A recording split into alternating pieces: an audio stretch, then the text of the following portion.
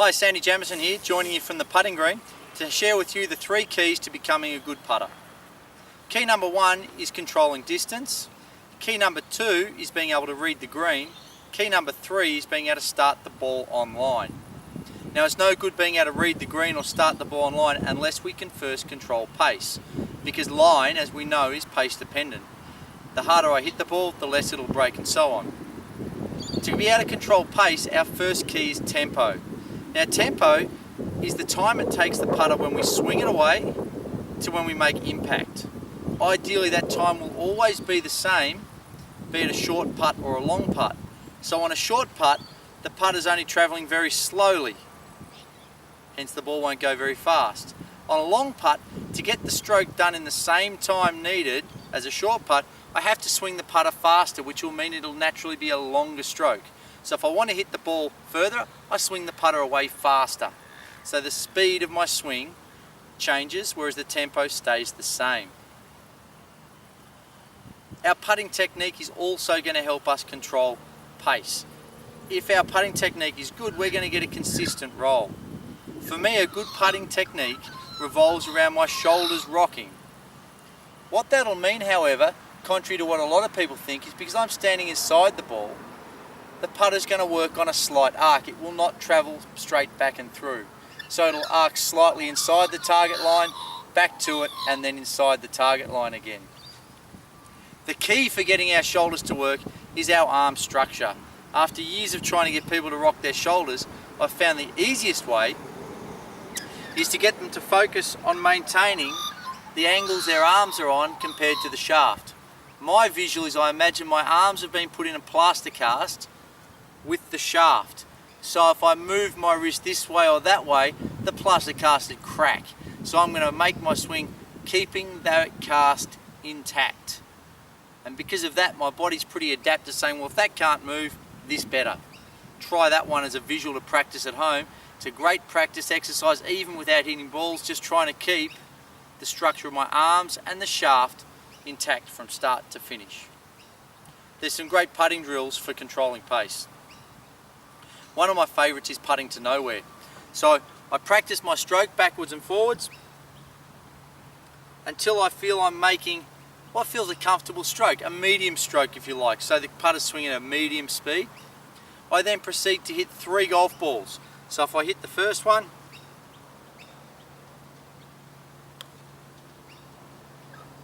I watch it roll out, and from there I hit 2 further putts trying to repeat exactly the same stroke. Now, you'll know you're getting good at this when the balls finish in a small grouping, so very close together. You'll know you've got some work to do if one goes a long way, one goes very short, and one mid. We're trying to get a clean grouping. Once you've done the first one, then try a different speed stroke, so a faster one, and our grouping should be further away, followed by a shorter one. It's a great exercise for getting your pace control. The mark left in a green where a golf hole's been replaced is also a fantastic aid for getting your distance control. I'm going to hit some short putts, and my aim is to have the balls roll over the hole and finish about 9 inches past.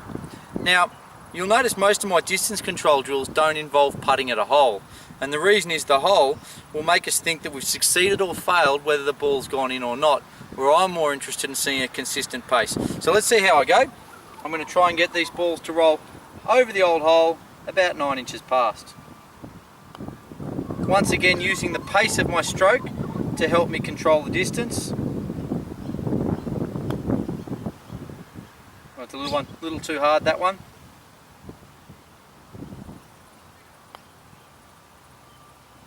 Match the one before. So not a bad grouping. The idea is if I can get my pace the same as the ball's going at the hole, I've got a better chance of being able to predict just how much it's going to break. What I'm aiming to do here is provide you with a clear illustration of just how big the hole is if the pace is right.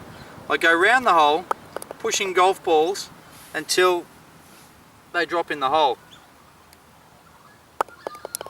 You can see now if I take this other golf ball and place it just inside one of the other ones, it drops in.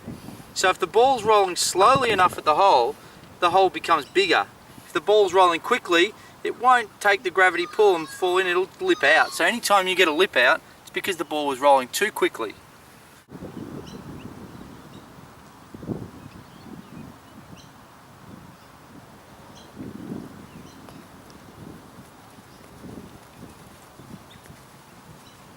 In my mind, the key to reading a green starts from off the green. You see, when a golf green's designed, there's two people involved. There's the golf course architect and there's an environmental engineer. Now the engineer needs to make sure that the green's going to drain if in times we get heavy rain, so it's still playable. So the real key is when you get on it, before you get on a green, have a look to see where water would drain off. Most of the greens here at Commonwealth only have 1 or 2 drainage points and generally only one main one. If you find where water would go, you know which way every putt on that green is going to want to tend to go. So before you get on the green, have a look at where water would run off to, and then look at where your ball is in relation to the hole and that point, and the ball will travel towards the drainage point. You'll know if it's uphill or side hill. So look for that. You'll also notice out on the course here we've got some drains at some points. Well, of course the water's going to go towards the drain. Some golf courses have big water hazards or near seas and rivers. Now, environmental engineers would be silly to drain water away from their natural drainage point. So look for the evidence before you get on the green, because sometimes when you're squatting down looking on the green, as you're affected by the green, you don't quite get an accurate read. So let's jump off the greens and have a look and see where water would go. Here I've used a builder's chalk line to mark a line on the green. You can just use a bit of string suspended between 2 skewers, or even just tie some string between some chairs and suspended above a line on the carpet at home. The idea of this drill is to practice seeing if I can roll the ball along that line.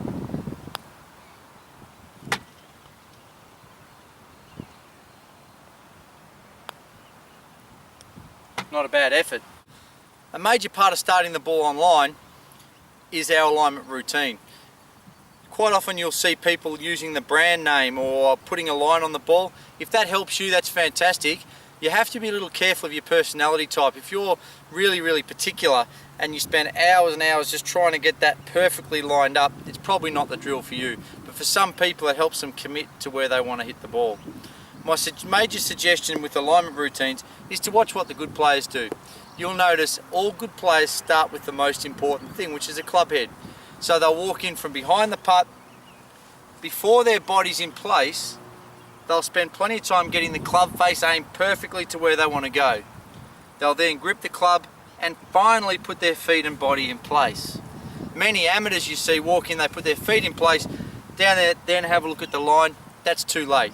So walking in, club face first, then our grip, then our body once you're happy. So the last thing that goes in place is your body.